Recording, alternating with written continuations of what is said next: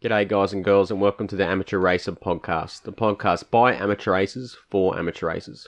My name is Curtis Smith, and I'm here with Lance Keats. So, racing is back. How good is it, Lance? Oh, it's great. We've waited forever for MotoGP to come back, and it was a good weekend. Oh, it was a very good race, and the whole weekend had a lot to talk about, to be honest. And we're going to have a shitload to go through today. We're going to talk about all the classes, World Superbikes, and also ASBK. So, I think the first thing we have to talk about is how shit and camp the MotoGP intro video was. Did you watch it? Oh, yeah, they're trying to make it epic, but it's just awkward and embarrassing, and you can see the riders' faces. They're like, why are we doing this? Yeah, it was so awkward. There was that bit where Miller and Bagnall were on running blocks for God knows what reason, and I noticed you said that Bagnall was laughing. Yeah. Like, even he's just like, what are we doing? This is ridiculous. And you got the Ducati factory boys trying out for the Hunger Games. Yeah, that was my favourite bit. They're just holding the bow and arrow. Oh, I actually had to pause it and take photos. It was just hilarious. And the rest was just awkward staring and voiceovers by people who are obviously terrible in front of the camera. I think Petrucci was like, I want to win. It was so bad. But it made me laugh. It was something to watch before the race as well. You know, you would have loved it. Yeah, oh yeah, he would have loved it. You know, he loves these good staring into the camera and the posing. Oh dear. It was alright though. So, the weekend though was awesome. It was very good. Really mixed conditions throughout the whole race, which there always is at Qatar. So it's kind of a tricky circuit because during your free practice during the day and the night, and then you have the FP3 during the day, where you're pretty much, it's really hard to post the fast lap time due to conditions, and then the qualifying at night time. Yep, and it was freezing. Yeah, people having lots of front end problems, and also the sand doesn't help either. Yeah, apparently there's a construction site in the circuit complex that's contributing to a lot of dust being blown in. So our boy Vinales again, really fast in all the practice, top qualifying, and then pretty useless during the race as usual. Yeah, he just fell off the start, lost 4 positions before the first corner and just kept dropping back. He was just... And there was a lot of surprises throughout the weekend about how fast all the rookies pretty much were, and the satellite riders. We talked about it in testing how fast they were, and it was no different in this weekend either. Yeah, I just think it was Quartararo was still up there, but like Mir and Bagnall had put on some good performances as well. Yeah, Oliveira's not going great, but yeah, look, he's going to struggle just because the KTM's it's difficult to ride, and not quite. It's the slowest bike after the Aprilia, so hopefully they figure it out. We'll see how they go. But all the Rossi fans were very vocal up to free practice 1. Yeah, he was comfortably the fastest, and said the bike felt great. But then when nighttime comes and the temperatures drop, Yamahas seem to struggle. And everyone else was 2 seconds slower than they are the rest of the weekend. So I don't know if he was quicker or if everyone else was slower. Yeah, it's so hard to say from Qatar. There's so many variables. So Vinales pretty much said that he topped qualifying with pole. And then the race he was nowhere near as fast. He's still, what, 7th? 7th place, I believe. So he still did okay, but it was nowhere near the pace that he was during the qualifying free practice. And his reasoning was that when he rides by himself, he can ride the lines he wants, like the sweeping fast corner speed styles. But then when he's in a race, he can't do that and has to do the stop-go style, which is choose up tyres and is not quick for the Yamahas. Yeah, I guess that's similar to what people thought about Lorenzo, but he was in there battling last year on the Ducati, so... Yeah, I think Vinales just has to learn to adapt a bit more. Yeah, it was the same last year as well, wasn't it? He just struggled during the race, and then towards the end he comes strong. Yep. The race, I suppose, we'll talk about that. Yeah. It's fucking good. Yeah, it was great. I saw people complaining about it was boring, but I thought that's some good action all the way through. You could tell that the guys were managing the race from the front, but there's guys like Rins weren't afraid to get in there and try and... Oh, he was hanging it out and really going for it. He was awesome to watch. I think you noted that he smoked the tyres up a fair bit. Yeah, he was really getting at it through, I think, that fast left-hander. Yep. He was just pouring smoke off the tyre behind Dovi, trying to get past him. And he did well. He got in front of Dovi lap after lap, but just didn't have the horsepower down the straight. Yeah, I was saying, it'd be so frustrating being him. He looked like he was blatantly the fastest rider everywhere except that last section. So there's like a straight, couple of tight corners, and then the main straight, and he just gets blasted every single time by Dovi or Marquez. He must be pissed off. Yeah, in the post-race interview, Dovi said that Rins's mid-corner speed was so much more than he could do. Yeah. He could just get in front and stop him, like hold him up. So Yeah. Pretty much he slowed up the pace deliberately. It looked like Dobby. He was just conserving his tyres and looked really comfortable, to be honest. And then just pointing and shooting on the straights. yeah, Marquez was up there as usual. I think the most surprising, though, was Crutchlow. yeah, he surprised himself by his interviews. He thought he'd be maybe top 6, but then got on the podium. Yeah, he didn't even really look up there the whole weekend either. Just pulled it out race day. Yeah, which is when it matters. Yeah, did a bit of a Rossi. I think it definitely helps. The Hondas somehow must have found a lot of horsepower because they are flying down the straight. Yeah, I even noted that during the race, Marquez passed Miller on the straight, and Miller was hauling ass before his seat fell off or he pulled it off. Oh, you will never see anything like that again. That was just crazy. Yeah, that was great. Hilarious that he just threw it into the mid-pack as well. Yeah, I like Miller put it on Instagram and then Crutchlow's comment saying, "You're my fucking hero." Yeah, just sent it. He didn't give a fuck. He just threw it into the middle of the race. They would have been pissed off, but Miller doesn't care. It would have blown away. Yeah, it's actually really annoying for Miller because he probably had the pace to compete for a podium. Oh, his Q2 pace was really strong. Yeah, He wasn't really in the top and then just put a fast one in. he looked really comfortable all weekend. It's just, massive shame because, some people probably say it's not a big thing, your seat falling off, but one, he gets no grip. And he said himself, he just destroyed his front tyre because he was hanging that much further bike and it ruined his riding style. Yep. So it ruined him. It's just unlucky, but hopefully he goes well next round. So, Rossi. Oh, top 5. He wasn't great free practice 2, 3, or 4 or qualifying. Yeah, qualified 14th. He wasn't the grid. Yeah, I thought we were going to have the first ever academy rider to beat him. It was looking that way, wasn't it? They out-qualified him, which I think was the first. But Morbidelli was ahead of him for a fair bit. Yeah, Rossi just puts it together and gets through the race well. And he wasn't that far behind in the end. A lot of people bag Rossi, but man, it was 0.6 off the win. That's... Yeah. And he admitted that he was struggling with the front tyre because he had to push so much to catch up and pass people. And he was, still only 0.6 off the win. Bloody good effort. And it's becoming pretty evident that, to me, the Yamaha is the 4th best bike. So, it and the Suzuki are very similar, but the Suzuki is blatantly better through the corners now. And tyre conservation as well. And they have found a little bit on the straight. They're still not as quick as the Ducati and Honda, but they've definitely got more than the Yamaha. Yeah, I think so. I think you're right. That mid-corner pace in the Suzukis is just crazy. And it's ridiculous. Both their riding styles match. They can develop the bike to suit themselves. And where Vinales and Rossi want to put the bike in different directions. Yeah, they've always got contrasting styles. And, we'll see. People are saying, you should listen to Vinales. Or, you should listen to Rossi. But we'll just see how they go. They got the exact same issues they did last year. That's what it's looking like. Yeah, well, they say that, but then Zarco did well on the Yamaha, and now he's struggling on the KTM. So it's not the worst bike. Oh, it's not the worst. Definitely not the worst bike. When you're 0.6 off the wind, you're still going all right. Even though I think Dobby could have done a lot faster.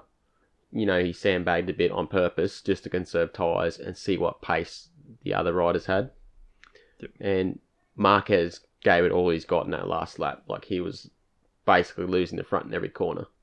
Yeah, he was really getting at it. I think the best thing that happened to Dobby at the end of the race was that mistake he made and let the guys get in front, let Marquez get in front for a lap. Yeah, that's true. So he could see his strengths, and he knew where Marquez was going to attack. They've done this before. He was the exact same as last year. Yeah. The only difference was Dobby stood it up, let him through, and then gave it to it instead of being surprised. Yeah, exactly. And I think he passed him on the right-hand side. He was behind him on the right-hand side instead of the left on the finish line. Yeah. But I think it's going to be those two again this year. Marquez should win it. That is probably their weakest track, and he got second. Yeah, well, if you get second in every race in the championship, you're still going to win the championship. Yeah, so, unless someone gets first every race, but it's not going to happen. There's too many good riders this year, and too many people are going to be up there pushing for the win. So, Petrucci, your boy? Yeah, he didn't go great. I guess he didn't look that great all through practice or qualifying. He was going good. Probably he's done better than he did last year. Yeah, definitely. But he was in that main pack or just behind until the last couple of laps, and last year he would not have been up there because he was just chewing the rear tyres out. Yep. Yeah, that's what basically sums it up. He would have just destroyed his tyre the other day trying to keep pace with the front pack. So, Bagnaia, your rookie prediction? Yeah, had a DNF. I think he crashed into Petrucci trying to pass him and broke an aero wing off. Yeah, and just he DNF'd as a result. Yeah, he went in. I think he would have done a few laps and then gone in, but must have been pulling the bike to the side. Still, it's a bit disappointing. Something so small to send you out. Weak. Yeah. You know why he's weak? Because you predicted it. That's why he was weak. Well, my prediction, Quartararo, he didn't do much better. He just fucking stalled on the front. I was raging when I was watching it. I was like, what the fuck are you doing? How could you stall it?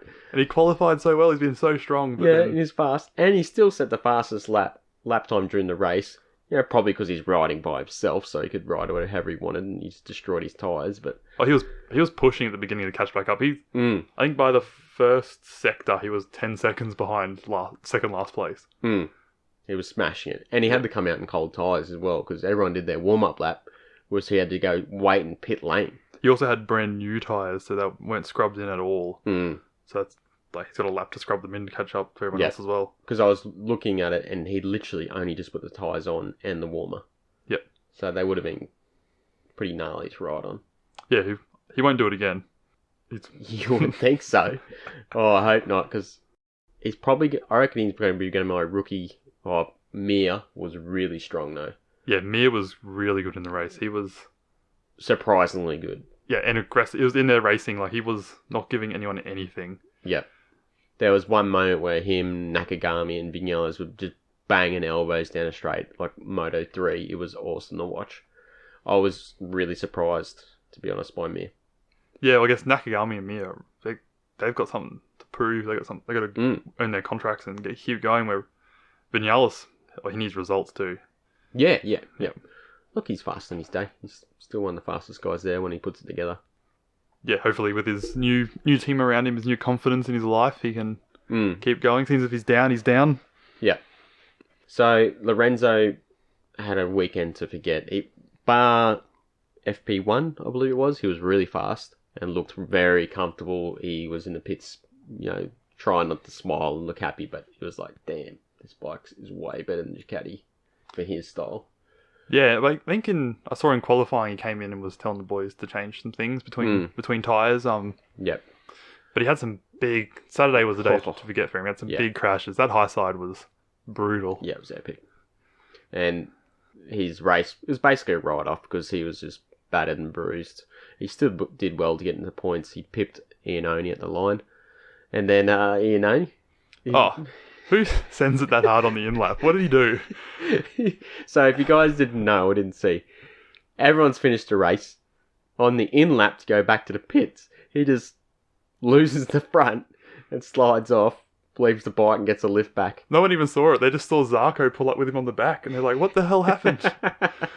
Because they were like, did he finish? I'm like, yeah, I saw him finish because I follow Aprilia, so I was keeping an eye on him. And crashed on the in-lap. Everyone else is cruising and doing wheelies, and he's just pushing the front. Yeah. Just let's see how hard I can push this. I can't crash. It doesn't matter if I crash now. Oh. And he sent it all the way to the wall through the gravel. Yeah, just totaled the bike. Speaking of Aprilia's, Espargaro did really well. He had a good weekend. Very solid for them. They'll be happy after last year. He just puts a good consistent top 10 in there. Both the Espargaros are good. Pole. Yeah. Best KTM by 5 spots. Yeah, he looks good on the KTM. He's the one that knows how to ride it. It suits his style. Apparently, he's just an animal, and he rides like an animal. So he just throws it around willy nilly. Not good for someone like Zarco, who's had a pretty average weekend. He was probably always going to, but it's so different to the Yamaha. Yeah, I heard an interview with the KTM team manager. He said they actually sent Zarco out behind Oliveira, so he could follow Oliveira's lines and braking points and stuff, and Zarco learned a lot about how to ride the bike by doing that. Yeah. So he's trying to adapt and just not getting there quick enough, so they put him behind Oliveira, who doesn't need to adapt. He's learning the bike to start with. That's true. And Zarco said in post-qualifying that he wouldn't have got the qualifying time he got unless he was chasing Oliveira. So that's big ups for Oliveira there. Yes, so So we have a bit of controversy post-race with everyone except Yamaha. Yamaha complaining about Ducati's aero piece on the bottom of the swing arm. And the only reason Yamaha didn't is because they used it during wet weather rounds as well, so they can't, because it'd be hypocritical of them. Yeah, theirs is different though. Theirs is fairing mounted, which is against the rules now. No, they have one. They have a swing arm one too now, do they? A swing arm one that is a rain deflector, they say it is. Yep. But yeah, so we might see, we'll either see it get denied, Dovi lose his win, or everyone will have it next round. Especially the Hondas. Yeah. Because if it's... But they got pieces on the front as well that push air onto the sidewall of the tyre, and it's also supposed to clean up the airflow under the bottom of the bike to hit before it hits that swing arm piece. Yep. So the two people in the field that need front tyre cooling the most is Marquez and Cal. Yes. So if Honda can work it out, they will have it for sure. So what Ducati have basically said that it is for cooling the rear tyre. However, Patrici has said during the interview, it's not for cooling the rear tyre. Yeah, didn't he say that he'll get in trouble from Gigi for telling them? Yes, so they don't want to say what it's for. And probably the most damning interview was from the Aprilia Racing CEO, Rivola, who said that it is on there for a reason. They have done the fluid dynamics test on it, a blatant copy, and it is providing downforce as well. I guess there's providing downforce, or it's a fine line between then cleaning up airflow and reducing lift. Because in F1, the biggest thing is getting air around the tyres in the air because they're so turbulent. Yeah. So it'd be the same on the back of a motorcycle. Yeah, and that was banned in the 60s in F1. So, which is interesting. And also, he's gone on to say, no racing team adds any extra weight to their bike unless it has a performance advantage. Yep. Which is what it would have done. And it's interesting to note that they're saying, it's the shape of a shovel or a spoon or something. It has 3 wings inside it. Exactly, but it's got 3 wings inside, so that kind of counters that argument. It'll be interesting to see where it goes. As you said, everyone's going to have it. I don't know if they'll take his win. Yeah, that'd be rough, because they should have pulled it. It's a pang when they brought it out and said, no, you can't have that. Well, they didn't.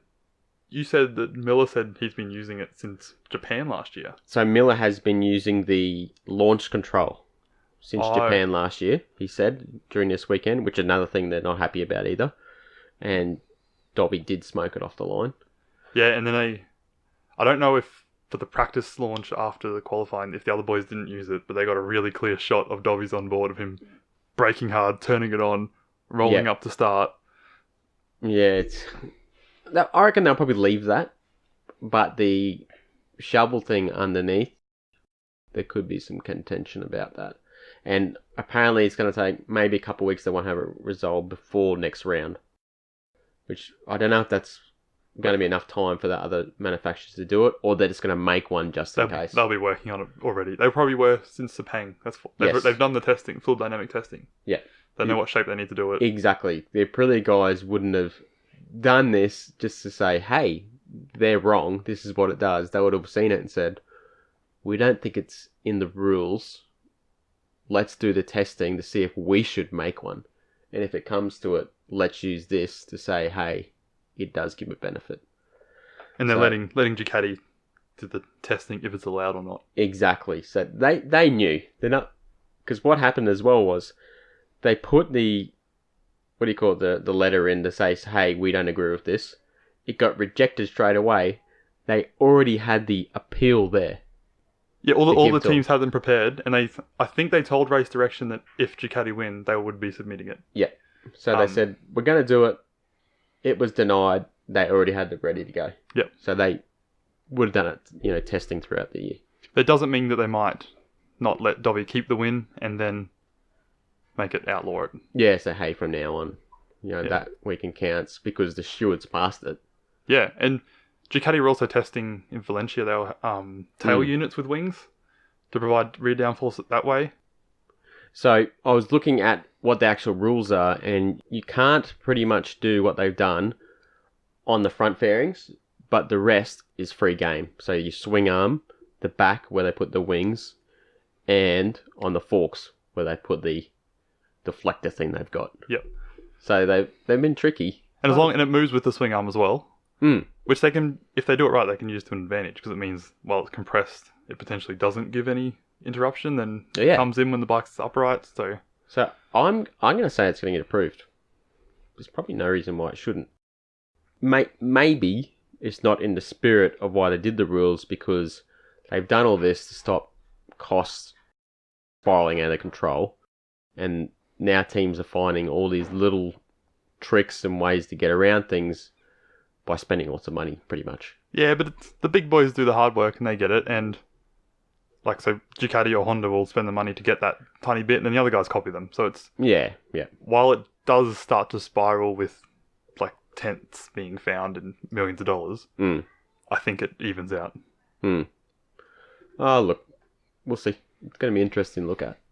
Yeah, and if anything, more rear downforce is going to eat tyres more. Yeah, more force on the tyre. So it's an interesting one, and Dovi didn't have it until this weekend, but Miller and Petrucci have been having it, and they are the two who are the hardest on their rear tyres, probably the whole field. Yeah. So, I don't know. We'll see. We'll find out during the week or next week, probably.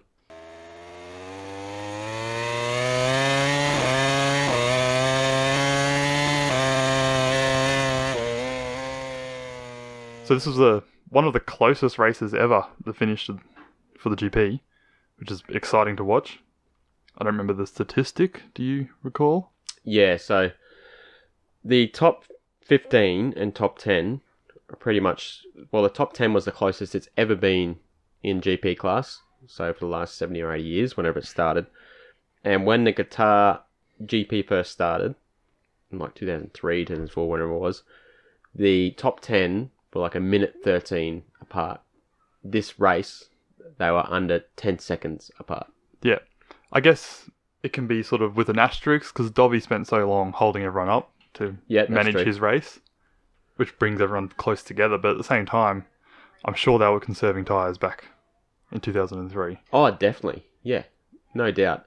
And look, it's going to be control ECUs. Everyone's on the same control tyres now. The Michelins are pretty much going to be the major factor in why they're all close. Because you're only as fast as your tyres. Yeah. So, but it makes it awesome to watch, and I can't see it. It's going to be this close pretty much the whole year, I think. Yeah, hopefully. Yeah, I certainly hope so. Maybe not Circuit of the Americas. That's Marquez land. Yeah. It'll be 10 seconds to second, and then second to 10th. Yeah. We'll be that close. I guess we talked about my predictions, summarising them. How about yours? Oh, I don't know, Lance. What did Petrucci get? 2 behind Rins. 2 behind Rins. Oh, that's right. The Rins got 4th. Yeah. So yeah, we talked about Rins. Oh man, I was cheering for that motherfucker so hard during the race. He was getting the first. I was like, keep going, son, keep going. But you could see, Dobby was pacing it. But yeah, Dobby was walking around. He was shredding it. He was just letting it hang out. I was stoked. Little victory for me. Yeah, and we talked about Quadraro as well. He started well behind everyone. Yeah. Just not as bad as Bagknife for you, so 17th versus 21st, we figured it out. Because he's DNF. What did you say? Yeah, so I decided to make the rule for our scoring that DNF is the last finisher plus 1 position. Yeah, which is fair enough. All right, on to the Moto 2.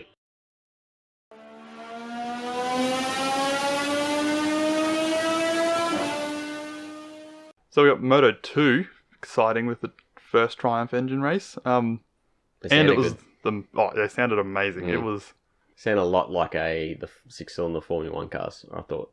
Yeah, and they sounded great on the flyby. It was probably the most exciting race for crashing, which is not usually the way with Moto 2, Moto 3.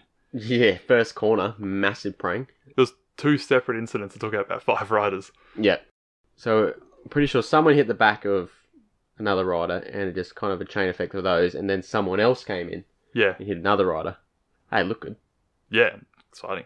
I saw there was one part where... I think a couple of them remounted too, so it wasn't race over for them. Yeah, I did see that. But fuck, I don't know how you remount. That was a hard hit. One of the guys went flying. He was literally flying through the air. Yeah, he high-sided it hard.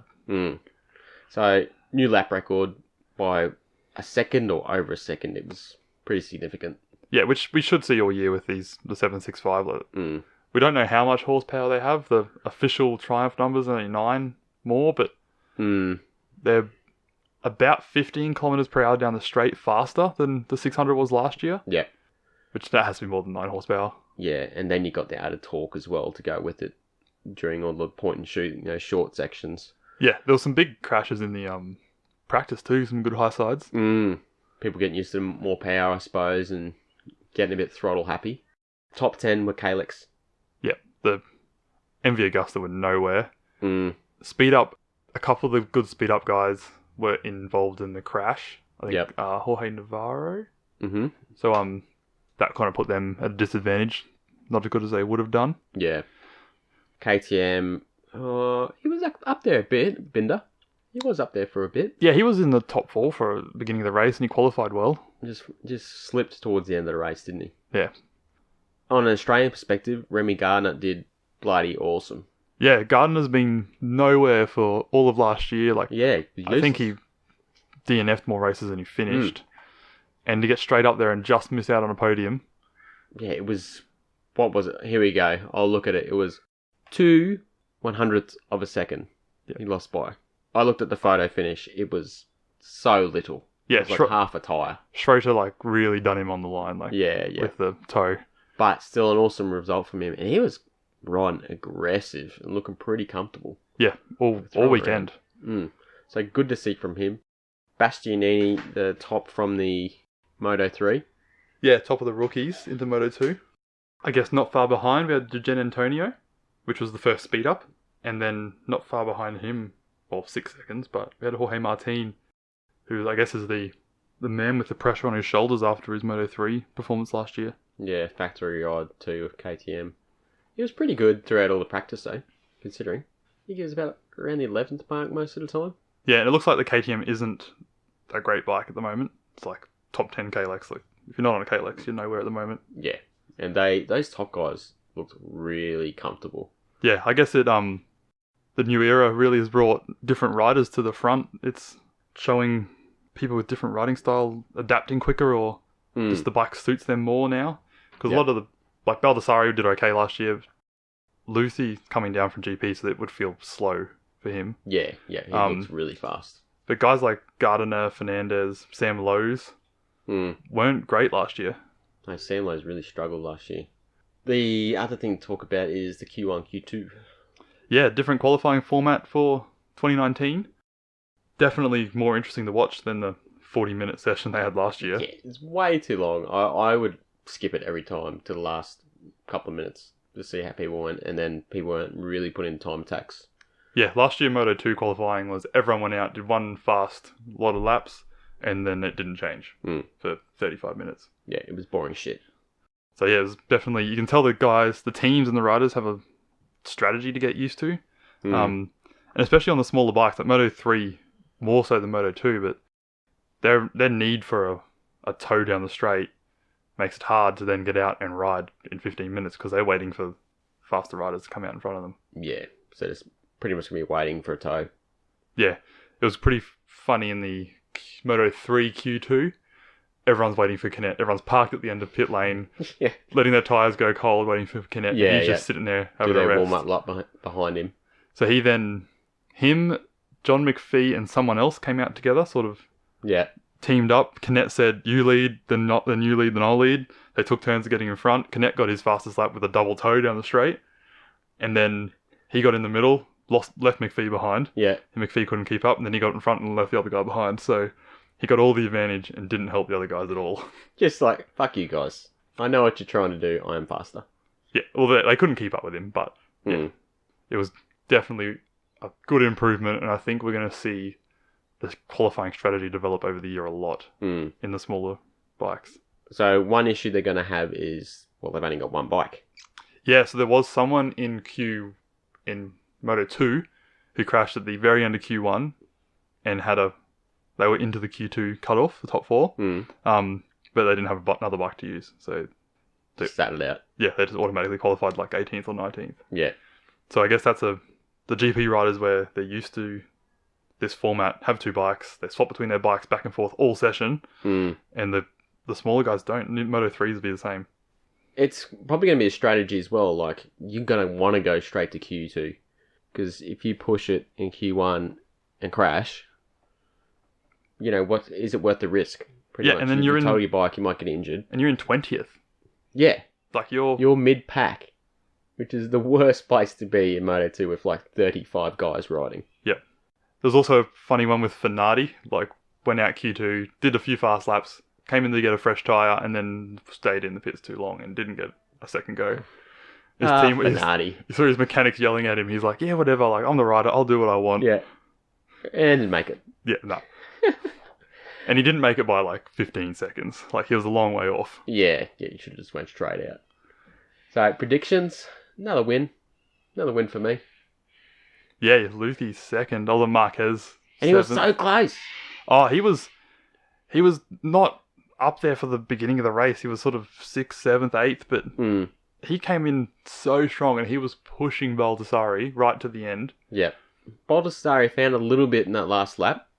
I think maybe because he'd been riding by himself, he didn't have to pass anyone as much.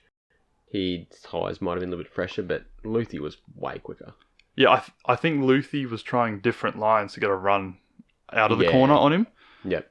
Which didn't pay off in the end. But God, it was close, like 300ths of a second. It was good to watch. I was cheering for him, but you could just tell he wasn't gonna quite get there from the slipstream.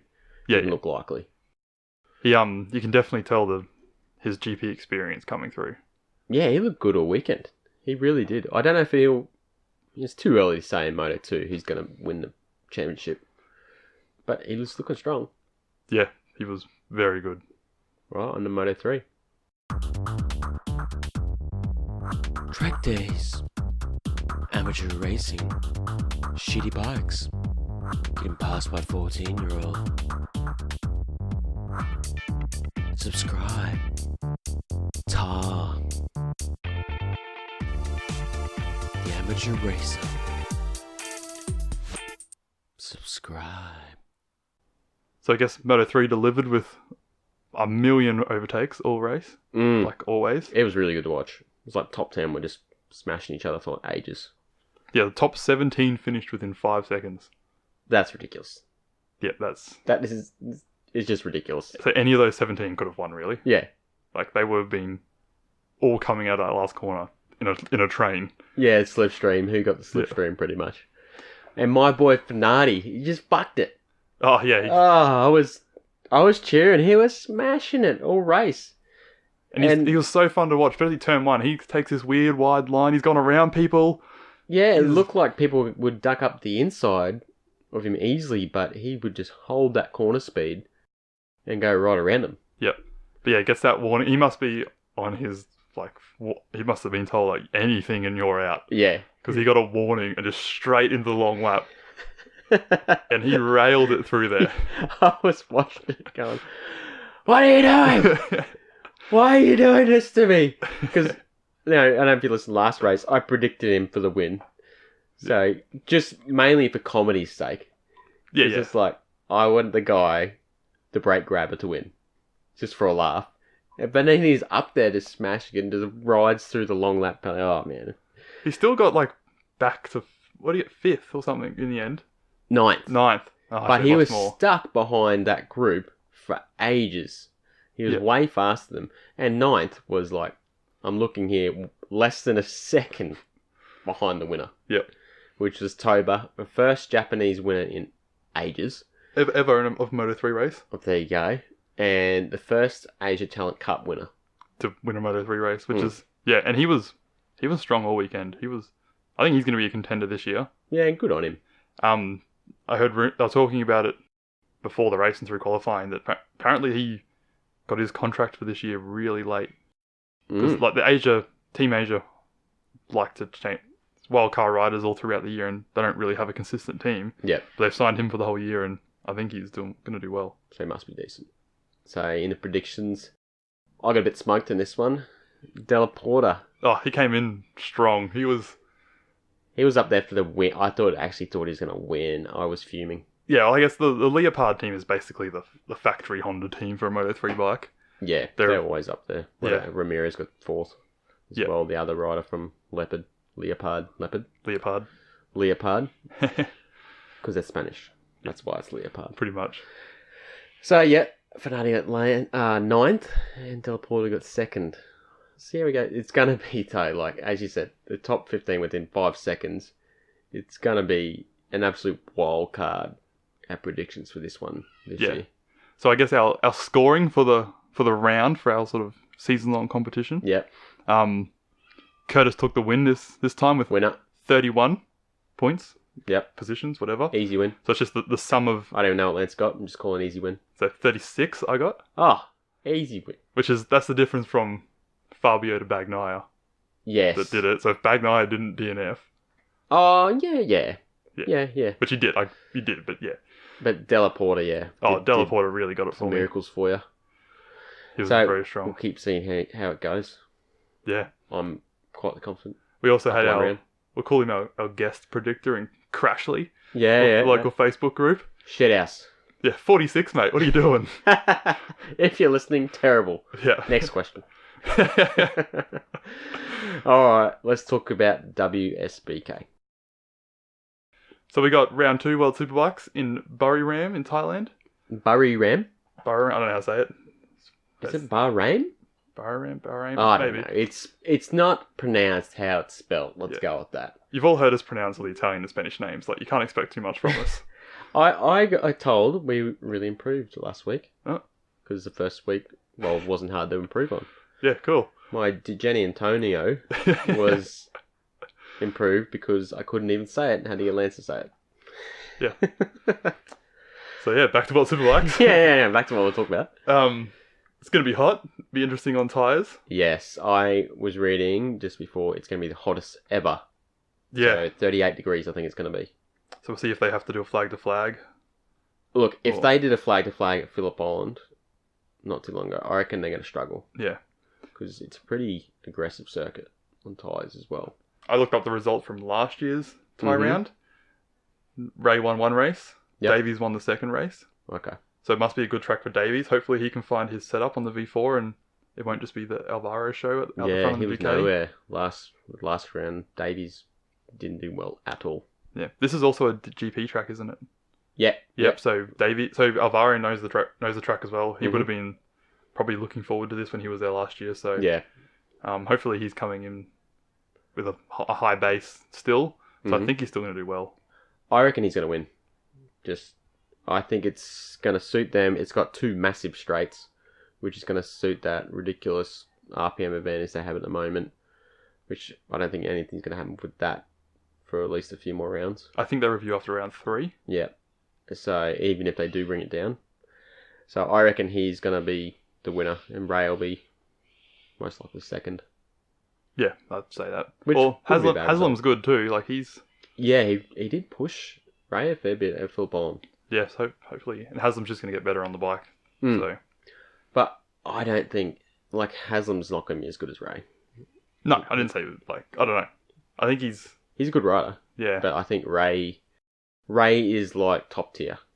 Yep. I hope he proves me right. Because everyone was bagging him after round 1 saying, it just proves that Ray's shit. He should never get a MotoGP ride, but...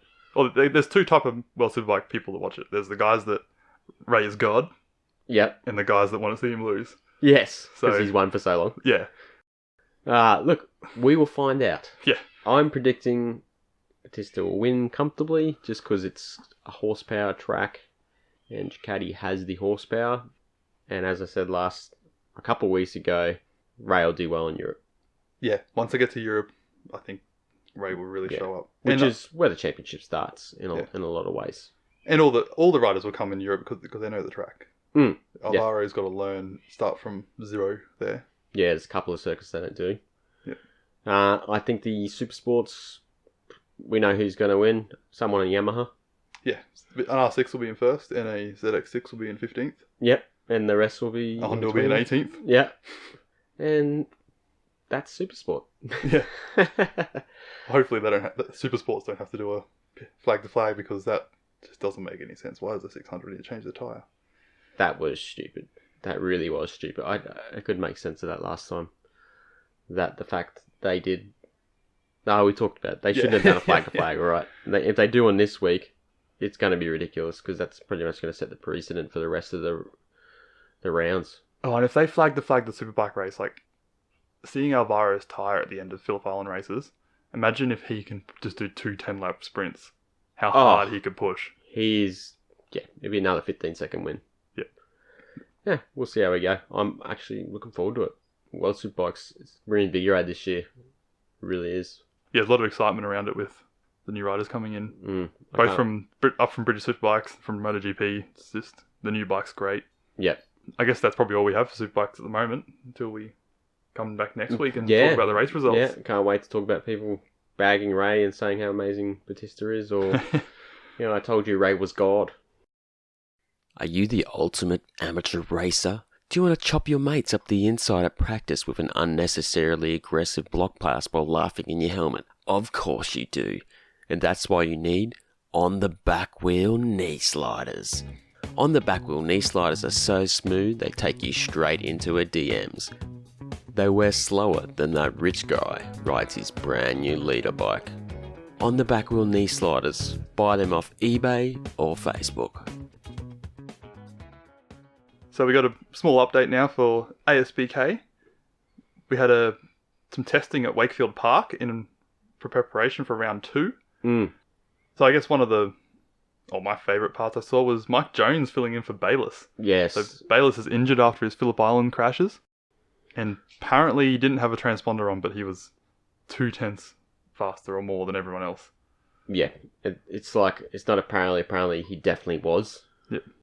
So I'm pumped if he rides.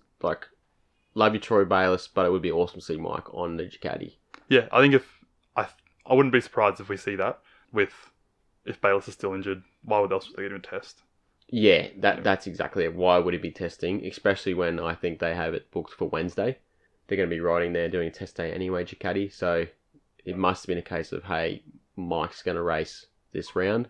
Let's get him some extra test time. And then we'll do Wednesday as well.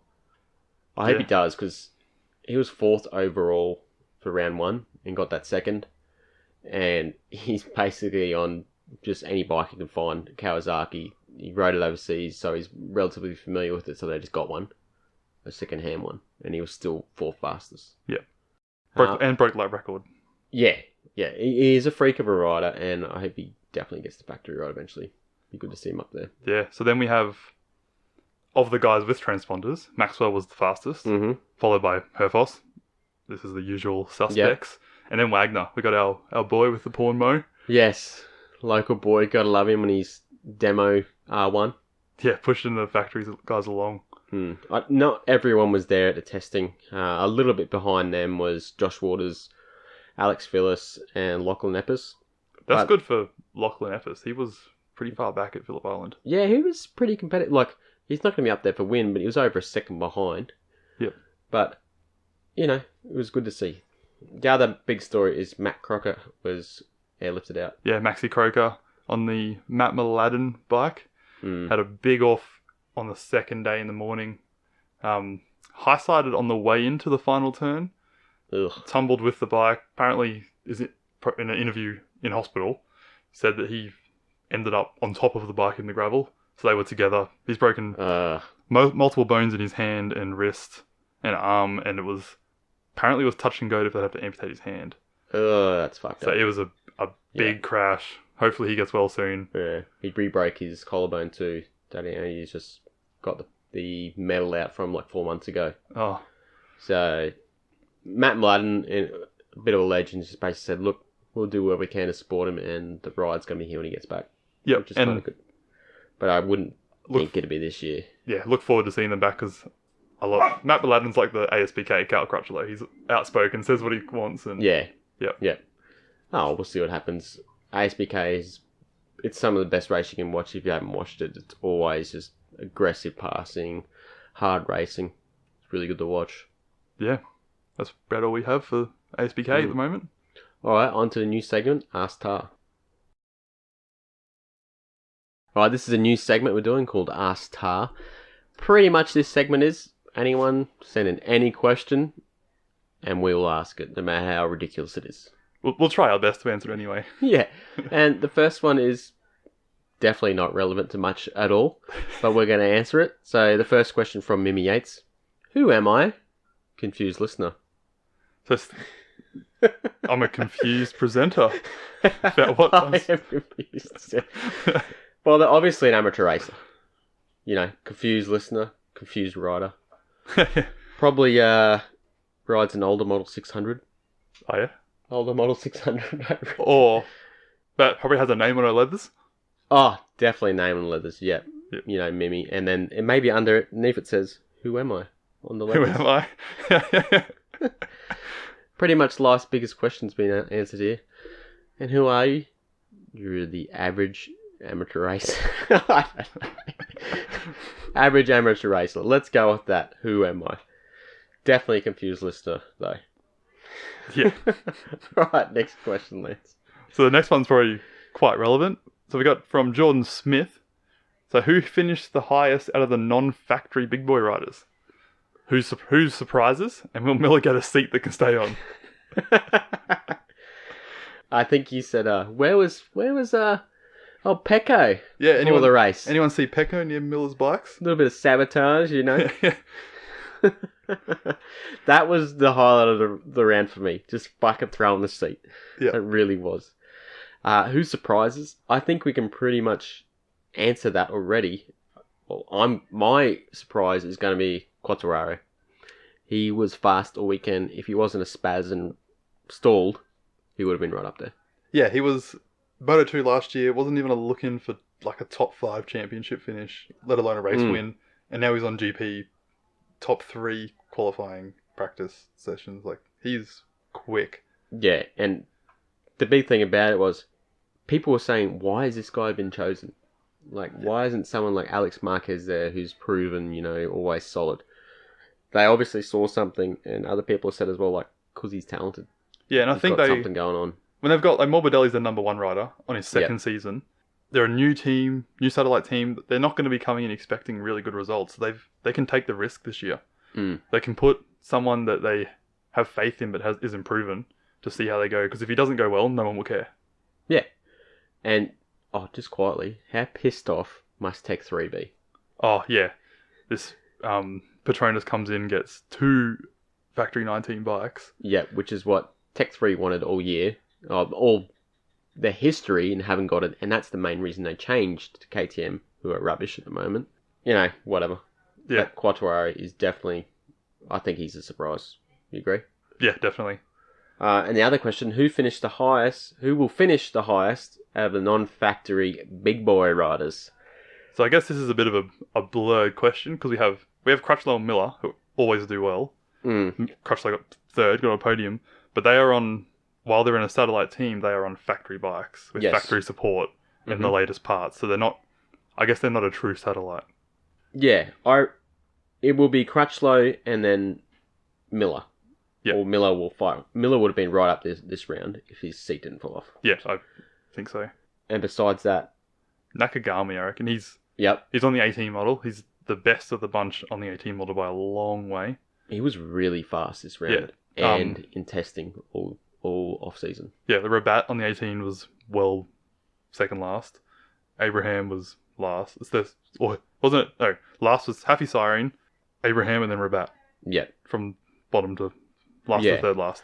Rabat was a beast, but he's just still injured. Yeah. He just really struggled the whole weekend with injuries, so... Nakagami, I suppose, is going to be our pick. Yeah, he's on Marquez's bike from last year. He's not just on the championship winning model, he's got Marquez's bike rolled from pit to pit. That's pretty awesome. No excuses. But they must have given him an updated engine though, because he was 5th fastest top speed down the straight. Yeah. Which last year's Honda was not. So basically, Crutchlow and then Miller, if you want to count them, and Nakagami. Yeah, Nakagami. I think Nakagami is the true satellite. Yeah, definitely. Winner. Alright, so that's pretty much it for this week, guys. We will do a little, I suppose, prediction round for the WSBK. We'll do a roundup of WSBK and ASBK. Yep. And I guess it'll be a preamble to our predictions for MotoGP. Yeah. All right, guys. Thanks for listening, and keep sending in your Ask Tar questions. They're a lot of fun, and we look forward to doing them. All right. Cheers.